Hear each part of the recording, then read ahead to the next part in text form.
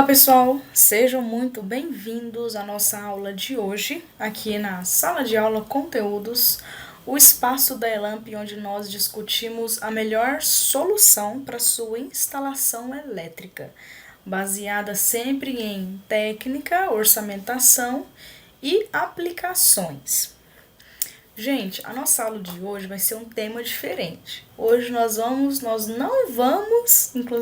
não vamos falar sobre cálculo, sobre dimensionamento, sobre normas, não.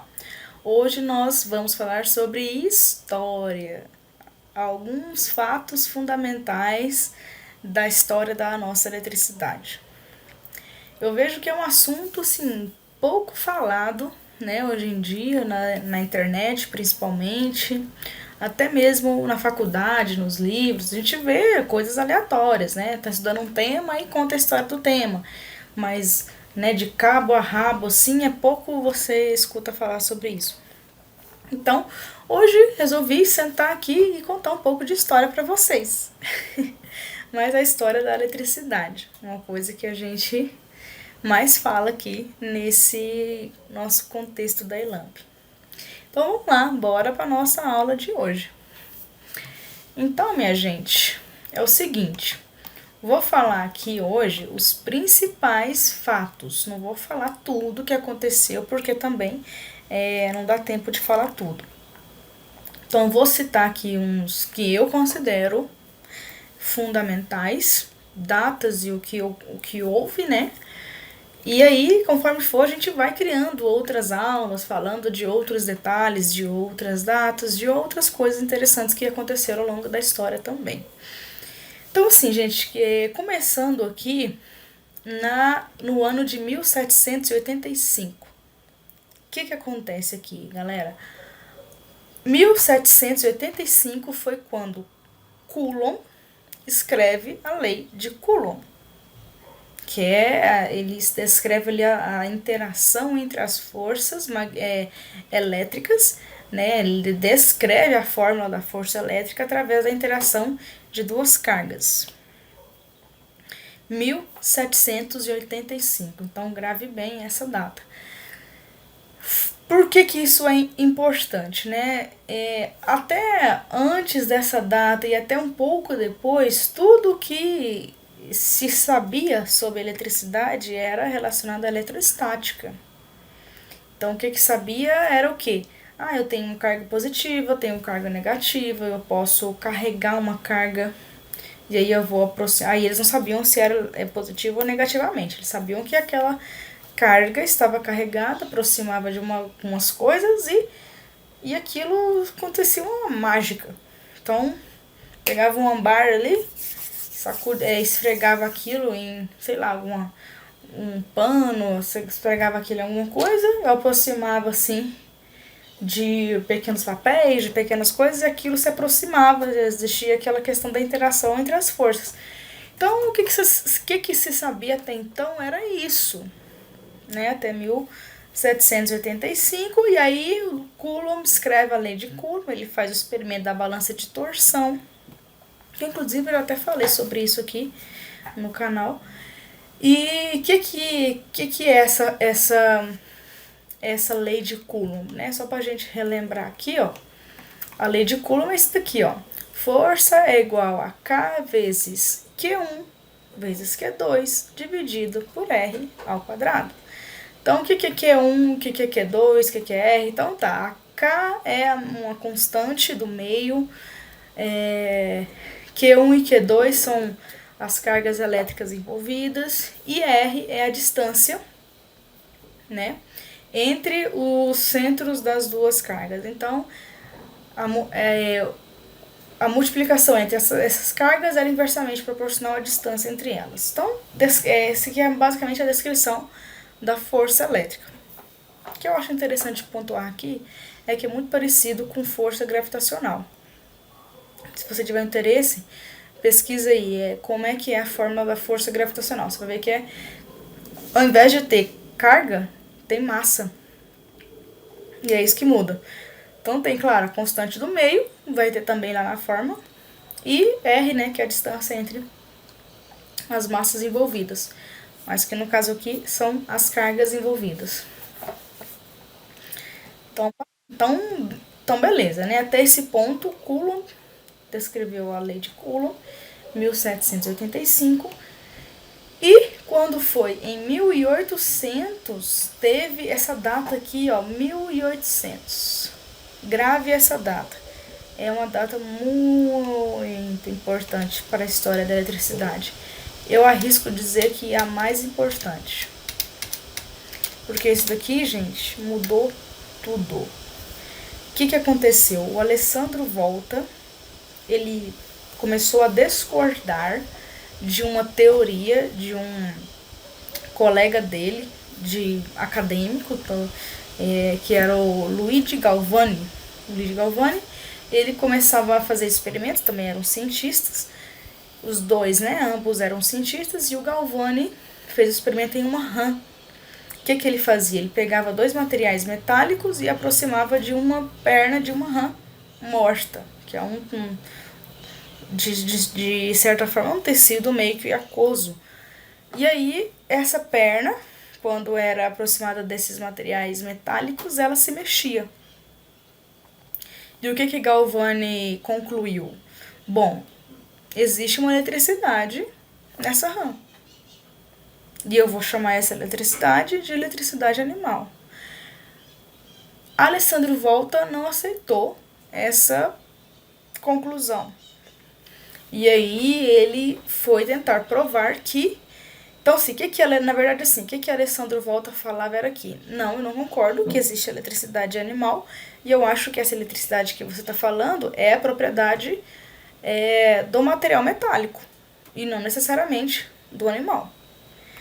E Alessandro Volta, para poder provar isso que ele estava falando, ele construiu a pilha. E aí, o que aconteceu? Então, por que eu enfatizei bastante a questão aqui de Coulomb? Porque Coulomb ainda estava envolvido em uma eletrostática. A partir do momento que Alessandro Volta cria uma pilha, o que ele faz quando ele cria uma pilha? Ele cria uma fonte elétrica de corrente contínua. E quando você cria uma fonte elétrica de corrente contínua, você cria a corrente contínua, um circuito. Então foi a primeira vez que o ser humano conseguiu controlar a eletricidade, né, em condições precisas, em condições controláveis, que era possível estudar, que não era uma coisa que, um raio que caía e a pessoa ficava, mas o que é isso? Não, agora ele criou um circuito elétrico de corrente contínua. Então, isso mudou todo o contexto da eletricidade. Isso deu muitas brechas para descobrir diversas outras coisas. Então, 1800 foi um marco muito grande na história da eletricidade, por conta da construção da pilha, né? Tanto é que, olha só, em 1820, Ørsted, que é Hans Ørsted, o que ele fez? Ele já sabia ali, né, da existência da pilha de Alessandro Volta, que foi em 1800. Então, ele também era um cientista, fazia experimentos e criou ali o experimento dele. Então ele fez um circuito perfeitamente e tal, e ele aproximou, eu não sei exatamente dizer por que ele fez isso, mas ele aproximou uma bússola desse fio, né? No caso, ele pegou, literalmente, ele fez uma pilha, colocou uns fios, né, que conduzia eletricidade, metálicos, e fechou o circuito. E aí ele pegou uma bússola e aproximou desses fios. E ele percebeu que existia uma interação entre aquela energia elétrica que estava passando ali e a bússola. Então, o primeiro cara, né, na história da humanidade que percebeu uma interação eletromagnética foi Hans Ørsted. Esse é o cara. Mas aí é que tá, para você ver que a história da eletricidade ela é uma construção. Uma pessoa descobre uma coisa, que descobre outra, e aí a outra descobre outra, e é uma continuidade. Por que eu falo isso? Porque o Ørsted, ele percebeu esse fenômeno, ele escreveu isso para a comunidade científica, olha, fiz o experimento, percebi que houve uma interação entre as cargas magnéticas e o campo magnético, ppp, papapá. Mas ele parou por aí. Ele constatou isso de forma empírica, fazendo um experimento. Aí, o Ampère, que se você pesquisar sobre a biografia de Ampère, você vai ver que ele era um acadêmico muito estudioso e muito inteligente. Ele era da comunidade acadêmica, tinha formação. Ele viu, né, tudo que Alessandro Volta tinha feito, viu também, claro, né, Coulomb, e viu o experimento de Ørsted. O que ele fez? Ele descreveu matematicamente o que Ørsted fez, o que Ørsted descobriu. Então, a lei de Ampère, ela descreve a intensidade do campo magnético gerado pela corrente elétrica que estava passando em um fio retilíneo, né? Essa corrente elétrica através da fonte elétrica lá de volta. Então, ele descreveu isso matematicamente. É muito engraçado isso, que na história da eletricidade, tem gente que descobre o fenômeno através dos experimentos, tem gente que descreve aquilo matematicamente. Ou seja, não era todas as pessoas que sabiam que dominava tudo, né? Tanto é que Ørsted não dominava a matemática o suficiente para poder descrever isso, como Ampère fez. Tanto é que quem foi homenageado foi o Ampère, e não foi o Ørsted. Então, ok. Então, datas que a gente já tem até agora. 1785, Lei de Coulomb. 1800, que foi quando mudou tudo. E até fácil de lembrar, né? 1800 é cravado. 1800 em diante mudou toda a história da eletricidade, o rumo da eletricidade e da humanidade, né? Não só. Então foi a partir de 1800. 1820 foi quando Ørsted descobriu essa interação entre eletricidade e magnetismo. Ampère escreveu aquilo matematicamente. Beleza. O que aconteceu depois? Aí, gente, aí foi descoberta atrás de descoberta depois do Alessandro, né? O café tá frio. Coisa que eu achei importante colocar aqui. 1827. O que aconteceu de importante aqui nessa data? A lei de Ohm. Então, eu já tinha o circuito elétrico de corrente contínua, eu já sabia da interação entre eletricidade e magnetismo. E aí, Ohm criou aquela regrinha lá da interação entre resistência, voltagem e corrente, né? V é igual a R vezes I. Foi quando ele escreveu essa fórmula. Então, também um cientista experimentalista, e aí ele constatou isso, que V é igual a R vezes I. Então, só para deixar aqui registrado, essa descoberta dele ocorreu em 1827. Beleza. E depois? Vamos lá. Depois de Ohm, agora aqui é bom, hein? Depois de Volta, esse daqui também foi o cara, um dos mais importantes da história da humanidade. Não que os outros não sejam, tá? Todos são. Só que assim, eu acho que os que mais me tocam, né? É o Volta, o Faraday e o Tesla. Então agora, quem que vai entrar aqui na história é o Faraday. Eu acho inclusive que compensa fazer um vídeo para cada biografia desses caras. Acho muito massa. Então tá, e o que o Faraday fez, afinal de contas, de tão interessante assim? Assim como Ørsted, ele constatou, ele observou, ele verificou uma coisa, um fenômeno. Que fenômeno foi esse? A indução. Foi Faraday o primeiro que verificou a indução eletromagnética, que se eu movimentasse um campo magnético de forma variável, aquilo ia induzir uma corrente, né? Então, assim, já se sabia que uma corrente induz um campo magnético. Isso, quem constatou isso foi o Ørsted. Aí o que o Faraday descobriu foi o contrário, né? Então, se bem que, né, Faraday percebeu que, cara, se eu induzir, então, se uma corrente elétrica gera um campo magnético, será que um campo magnético também é capaz de produzir uma corrente elétrica? Então, o que Faraday descobriu foi isso, que existia, que tinha como eu induzir eletricidade através de ímãs. No caso aqui, ímãs permanentes, né? E aí, por que eu acho isso tão importante? Porque é a questão ali dos transformadores, de motores, né? E é o princípio de funcionamento. Então, quem que descobriu esse princípio de funcionamento foi Michael Faraday. Aí aqui só um plus, né? Que acho que pouca gente sabe disso, que em 1832, como eu te falei, os cientistas eles eram muito fofoqueiros.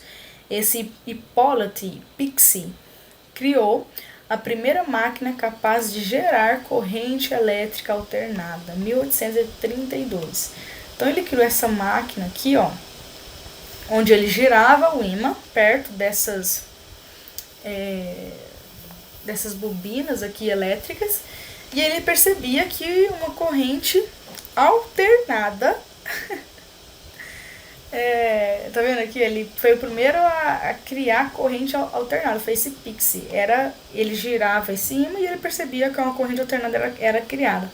Só que nessa época, em 1832, a corrente alternada ela não era vista com bons olhos, nem mesmo pelo Ampère, que era um cientista muito respeitado na época. Então, ele criou essa máquina, ele percebeu, olha, a corrente que está sendo criada aqui ela é alternada. E aí o que ele fez? Ele foi tirar uma opinião lá com o Ampère. Olha que louco, né? E aí o que o Ampère falou? O que o conselho de Ampère foi que ele fez com que ele alternou algumas coisas ali nas buchas, né, que eram interligadas aqui em alguma parte desse sistema. E aí, ao invés de criar corrente alternada, ele criava uma corrente em um só sentido, né? Ao invés de criar corrente nos dois sentidos, positivo e negativo, ele começou a criar só em um sentido, por conta dessa alternação das buchas que ele fez ali. Tem muita coisa aí na internet, se você quiser saber detalhes, dá uma pesquisada sobre isso. Eu achei interessante só porque esse cara aqui que foi o primeiro a ouvir falar sobre corrente alternada, foi através desse Pixie aqui, mas não foi pra frente porque a corrente alternada era muito difícil na época, o pessoal não via isso com bons olhos, achava muito estranho, não conseguia entender muito bem o que estava acontecendo. Então tá, então isso foi, Faraday descobriu a indução eletromagnética em 1832, e aí daí até então ficou um tempão sem muitas novidades. Então só recapitulando aqui, 1785, Lei de Coulomb, 1800, a pilha de Alessandro Volta, 1820 foi quando Ørsted descobriu a interação entre que a corrente elétrica gerava um campo magnético, e o Ampère descreveu isso. Tudo isso em 1820. 1827 foi quando criou a Lei de Ohm, e agora 1830, olha só a explosão de coisas, né, nesse século XIX aí. Então, em 1832, Faraday escreveu um artigo lá sobre a indução eletromagnética. Então, a partir de 1832, ficou aí um grande deserto sobre novas descobertas. Que em 1856, Florence Knowlton criou a máquina aliança para acender uma lâmpada de ar com corrente alternada. Então, assim, o pessoal ficava tentando criar coisas de forma a tornar a eletricidade mais útil, né? Foi muito difícil romper essa barreira, principalmente porque era muito corrente contínua nessa época. Então, era meio difícil criar coisas úteis para o dia a dia. Depois da corrente alternada, aí ficou tudo muito mais fácil.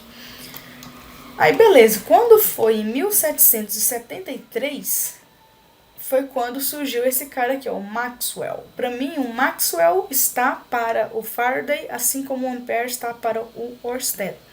Então, o que Maxwell fez foi, ele descreveu a indução eletromagnética lá que Faraday descobriu. Esses caras, Maxwell e Ampère, eles eram muito bons na matemática. Eles eram matemáticos de fato.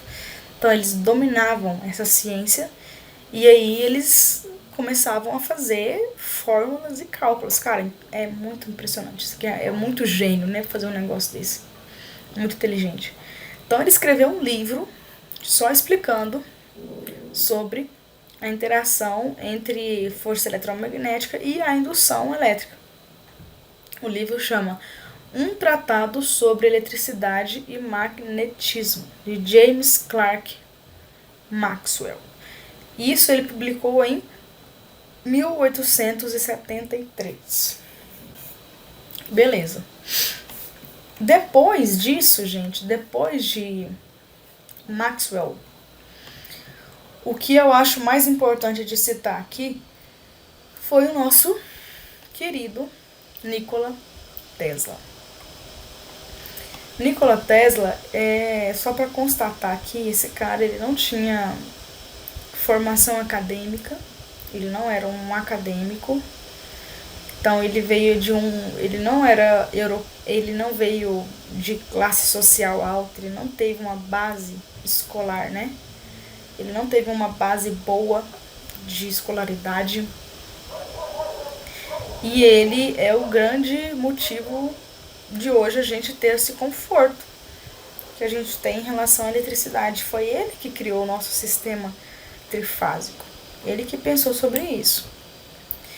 Então, assim, foi em 1887 que Nikola Tesla criou o motor de indução eletromagnética. Então, ele, muito estudioso, estudou praticamente um autodidata. Ele estudou todo o conhecimento de Maxwell, de Faraday. E aí ele foi um grande inventor, né? Acho que um grande engenheiro, de fato, assim. Acho que, na minha concepção, o maior engenheiro da humanidade. Eletricista foi esse cara aqui, Nikola Tesla. E aí ele criou o motor de indução, não só qualquer indução, motor de indução de corrente alternada polifásico. Foi o Tesla, cara, que provou que era possível utilizar corrente alternada naturalmente. E não só provou, como ele comprou uma briga na época, das grandes, com o Edison, né? Thomas Edison. Porque Thomas Edison defendia a corrente contínua e o Tesla defendia a corrente alternada. E aí o Tesla, ele construiu o motor de indução, ele que é o cara que pensou no funcionamento que a gente usa até hoje, né? Muito louco. Em 1887. E a partir dessa data, de 1887, na verdade, a partir daqui, a primeira demonstração de lâmpadas acesas por corrente alternada na Exposição Mundial de Chicago, né? A partir dessa época aqui, mais ou menos, 1887, 1900, é meio, né, nesse rumo que adotou o sistema de corrente alternada como padrão. Então, hoje o sistema que nós seguimos, como nós utilizamos hoje em dia, foi a partir do que esse cara aqui pensou. Então, por que tem 3 fases e não sei o que? Foi o Tesla que pensou nisso. Na defasagem angular lá entre as 3 fases, né? No próprio sistema de distribuição de energia alternada, criado através de uma hidrelétrica. Olha aqui, ó, em 1891, implementação do primeiro sistema trifásico de distribuição de energia em Frankfurt, na Alemanha. Então, através do Tesla. E depois lá as cataratas de Niágara, né? Que foi também o Tesla que implementou. Então, Então, a partir do momento que finalizou aquela Guerra das Correntes que ocorreu aí na história, que também foi nessa época aqui, ficou difundido o sistema de corrente alternada. E é claro, né? Eu lembro de ver aqui que tinha vários.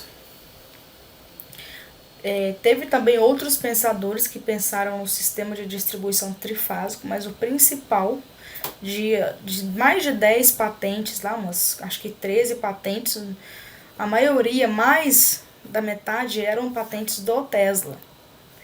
Que ele tinha pensado, que ele tinha projetado, né? De fato, ele era um construtor e projetista. Então, o grande responsável pelo sistema trifásico que nós vivemos hoje aqui no Brasil foi esse cara aqui, Nikola Tesla. Acho que uma das coisas que a gente, como profissionais de instalações elétricas, a gente sabe que o pessoal tem muita dificuldade em relação ao sistema trifásico, a motores, né, ligação de motores e terminais e tal. Tudo isso foi o Tesla que fez. Tanto o motor quanto o sistema trifásico. Foi tudo a mesma pessoa. Esse cara, ele era muito foda.